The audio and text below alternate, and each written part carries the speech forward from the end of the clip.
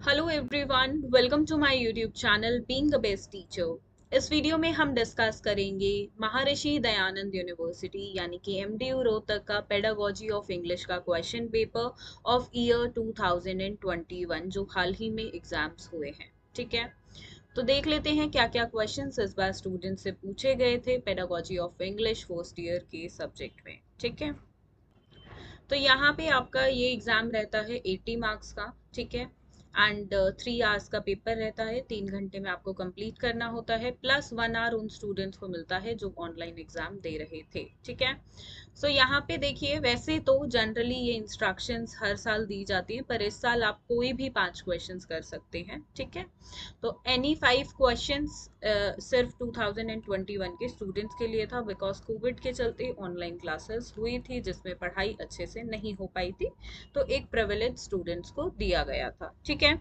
Otherwise आपका क्या होता है, हर यूनिट से आपको एक एक क्वेश्चन अटेंड करना होता है। ठीक है, 4 यूनिट्स हैं टोटल, हर यूनिट से 2 क्वेश्चन मिलेंगे, अटेंड आपको एक करना है, और क्वेश्चन नंबर 1 आपका होता है कंपल्सरी। ठीक है, तो देख लेते हैं क्वेश्चन 1 किस तरह से है। तो देखिए, ये जो क्वेश्चन होता है, ये हर एक यूनिट से एक एक क्वेश्चन इसमें डाला जाता है।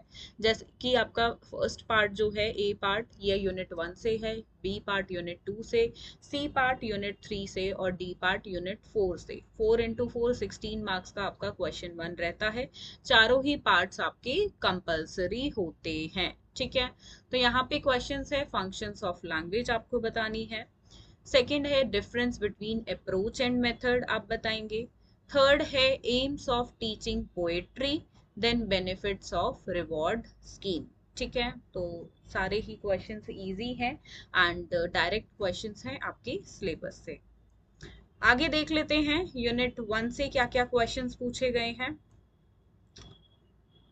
ये रहे यूनिट 1 से क्वेश्चंस, सेकंड और थर्ड क्वेश्चन जो यहाँ पर है।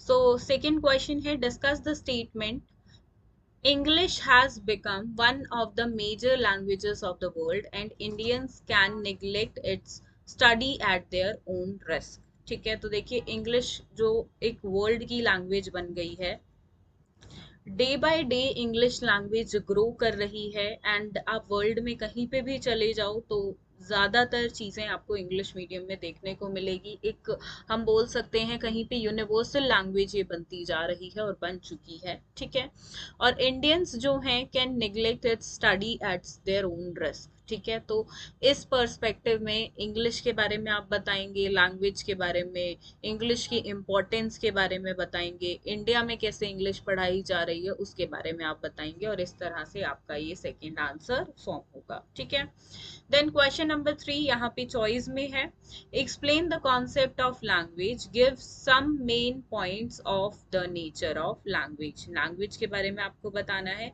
साथ में कुछ मेन पॉइंट्स बताएंगे आप नेचर ऑफ लैंग्वेज के बारे में। तो आप बोल सकते हैं यहाँ पे 6 और 6 मार्क्स में आपके दोनों पार्ट से डिवाइडेड है। ठीक है, बढ़ते हैं यूनिट 2 पे। तो यूनिट 2 से क्वेश्चन 4 एंड 5 है।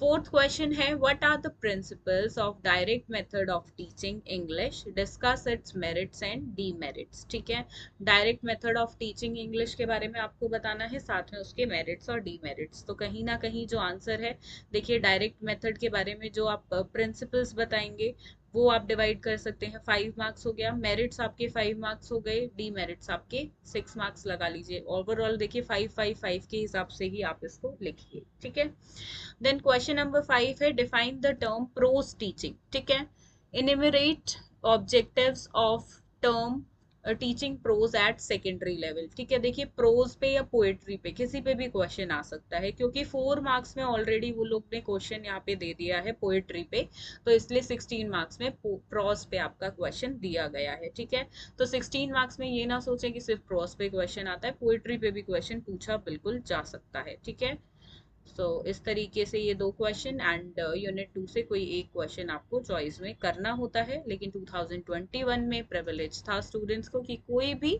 5 क्वेश्चन ओवरऑल क्वेश्चन पेपर में से कर सकते हैं। ठीक है, यहाँ पे देखिए क्वेश्चन है यूनिट 3 से क्वेश्चन नंबर 6 एंड 7। ठीक है। क्वेश्चन नंबर 6 है what is the importance of reading, give the nature of reading process and also discuss the different stages in the teaching of reading in English. ठीक है, importance क्या है reading की। देखिए importance से पहले आप रीडिंग के बारे में, ठीक है, इंट्रोडक्शन देंगे। रीडिंग क्या होती है पहले तो बताएंगे। 4 स्किल्स होते हैं, LSRW, listening, speaking, writing, sorry reading and writing. ठीक है, ये 4 कंपोनेंट्स होते हैं किसी भी लैंग्वेज के। तो आप बताएंगे फिर रीडिंग के बारे में। ठीक है, रीडिंग के बाद उसके कैरेक्टरिस्टिक्स, फिर आप बताएंगे इंपॉर्टेंस। ठीक है, फिर आप नेचर बताएंगे रीडिंग प्रोसेस का, बेसिकली रीडिंग प्रोसेस ही आपको बताना है। फिर आप डिस्कस करेंगे डिफरेंट स्टेजेस क्या है teaching of reading in English में। तो बड़ा ही आंसर आपका फ्रेम होगा, 6 to 7 पेजेस का ये मैक्सिमम आपका जाएगा। एंड देखिए जो करेक्टरिस्टिक्स लिखे हैं आप, तो उसका सिर्फ फ्लो चार्ट बनाना है, एक एक करके उसको एक्सप्लेन नहीं करना है आपको। ठीक है, एंड यहाँ पे प्रोसेस का भी फ्लो चार्ट बना सकते हैं आप और स्टेजेस का भी बना सकते हैं। तो मैक्सिमम 3 फ्लो चार्ट इस आंसर में बन सकते हैं। तो 2 तो आप बिल्कुल बनाए ही बनाए, तीसरे के लिए अगर आपके पास टाइम बचता है तो बनाए, अदरवाइज उसको नॉर्मली आप एक्सप्लेन कर दें। ठीक है, देन क्वेश्चन नंबर 7 यहाँ पर है discuss the importance of listening and speaking in teaching of English, how role play and situational conversation can develop listening and speaking skills among students. यहाँ आपसे पूछा गया है लिसनिंग और स्पीकिंग की इंग्लिश के अंदर क्या ज़रूरतें हैं, क्या इंपॉर्टेंस है, क्या महत्व है, वो आपको बताना है। साथ में आप बताएंगे कि रोल प्ले और सिचुएशनल कॉन्वर्जेशन से हम बच्चों के अंदर कैसे डेवलप करेंगे लिसनिंग की स्किल्स और स्पीकिंग की स्किल्स। ठीक है, तो बड़ा ही अच्छा आंसर यहाँ पे बनेगा। एंड देखिए रोल प्ले और सिचुएशनल कॉन्वर्जेशन पूछा है, जरूरी नहीं है यही 2 पूछे, आपसे और कोई भी 2 पूछ सकता है। तो आप अपनी प्रिपरेशन जितने भी आपके ये देखिए यहाँ पे दी हुई है जो डेवलपिंग स्किल्स हैं इन पर्टिकुलर लैंग्वेज के लिए एक्टिविटीज है, तो उन सभी को स्ट्रैटेजीज को टेक्निक्स को आप अच्छे से पढ़ें। ठीक है, तभी आप इस क्वेश्चन को अच्छे से कर पाएंगे। ठीक है, सो यहाँ पे आगे देख लेते हैं। तो आगे यहाँ पर है यूनिट 4 से। ठीक है, थोड़ा सा जूम इसको कर लेते हैं। yes, now it is perfect। so unit 4 से क्वेश्चन है, question number 8 and 9 again choice में है। Then question number 8 is what do you mean by evaluation, evaluation से आप क्या समझते हैं। देखिए यहाँ पे मीनिंग भी जाएगा और साथ में करेक्टरिस्टिक्स जाएंगे, क्योंकि मीनिंग के साथ हम करेक्टरिस्टिक्स हमेशा लिखते हैं। ठीक है, करेक्टरिस्टिक्स कह लो या फीचर्स कह लो, ठीक है, तो वो मीनिंग के साथ ऑटोमेटिकली जाते ही हैं। अगर डायरेक्टली क्वेश्चन में नहीं पूछे हैं करेक्टरिस्टिक्स, तो सिर्फ फ्लो चार्ट तक मीनिंग के साथ उसको लिमिटेड रखिए। फ्लो चार्ट के अंदर आपको पॉइंट्स जो आपने डाले उनको एक्सप्लेन करने की जरूरत नहीं है। ठीक है, then explain different techniques of evaluation, evaluation की जितनी भी टेक्निक्स आपको पता है आप वो लिख दीजिए। इसका भी फ्लो चार्ट अगेन बनेगा एंड देन एक एक करके आप एक्सप्लेन करेंगे। तो ओवरऑल 2 फ्लो चार्ट्स आपके इस आंसर में बिल्कुल जाएंगे। ठीक है, then let's come to question number 9। what are the major factors, sorry, major common errors in English, क्या क्या देखिए गलतियां हो जाती हैं, मेजर एरर्स हैं जो कॉमनली हम कर देते हैं इंग्लिश में। How these errors can be removed through remedial teaching, और रेमेडियल टीचिंग के थ्रू कैसे इन एरर्स को हम ठीक करेंगे। ठीक है, तो यहाँ पे आप रेमेडियल टीचिंग के बारे में भी लिखेंगे कि वो क्या होती है। ठीक है, एंड फिर आप बताएंगे कौन से एरर्स किए जाते हैं और कैसे उनको रिमूव किया जाएगा। ठीक है, तो ये था आपका क्वेश्चन पेपर एमडीयू यूनिवर्सिटी का ऑफ ईयर 2021।